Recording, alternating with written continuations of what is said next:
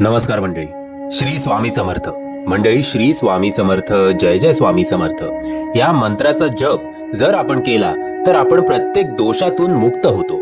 आपण ज्या हिंदू धर्माचे पालन करतो, जिथे राहतो तिथे देवांचे सुद्धा वर्गीकरण केलेले आहे.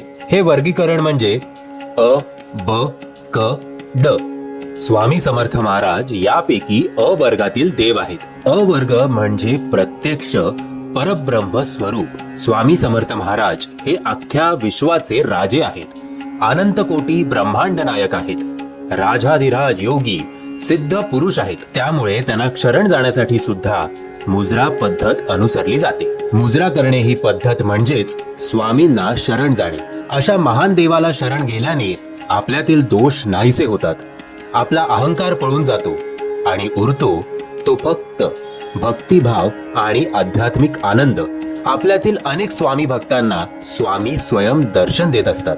महाराजांच्या सर्व भक्तांनी त्यांना अनंत कोटी ब्रह्मांड नायक, राजाधिराज, योगीराज, कलयुग जाणते महाराज, सदैव पाठीशी उभा राहणारा देव असं म्हणून संबोधतात. म्हणून अशाच महान देवाला 3 वेळा मुजरा करून शरणागती पत्करून आपल्या गुरुला आपण स्वतःला अर्पण करण्यासाठी नाक घासून दंडवत आणि नमस्कार केला जातो. मंडळी, आपले स्वामी शरण येणाऱ्या प्रत्येक भक्ताला जवळ घेतात, त्यांना मायेने गोंजारतात आणि डोक्यावर आशीर्वादाचा हात ठेवतात. मुजरा केल्यावर गुरु ब्रह्माचा नैवेद्य प्राप्त होतो. म्हणून आपण हातपाय धुवून औदुंबराला प्रदक्षिणा घालून आपण स्वामींच्या दर्शनासाठी जातो. आपला भाव आणि मन हे शुद्ध ठेवावे. आचरण शुद्ध ठेवून 3 वेळा मुजरा करावा. स्वामींना मुजरा करणे व नमस्कार करणे या दोनही शुद्ध गोष्टी आहेत, ज्या आपण शुद्ध अंतःकरणानेच केल्या पाहिजेत. योगीराज व राजाधिराज म्हणजेच जणू आपले पालन करते आहेत. फक्त नमस्कार न करता 3 वेळा मुजरा करावा. तसेच नाक घासून वंदन करणे म्हणजे सर्व अर्थाने स्वामींना शरण जाणे. स्वामींच्या मठात प्रवेश करते वेळी मन अगदी शुद्ध ठेवा. मनात चांगले विचार ठेवा.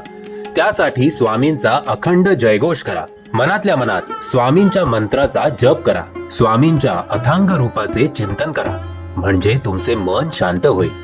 अगदी नम्रपणे भक्तिमय वातावरणात जयघोष, नामघोष करीत मठात प्रवेश करा. घंटा वाजवून त्या ध्वनी लहरी ऐका.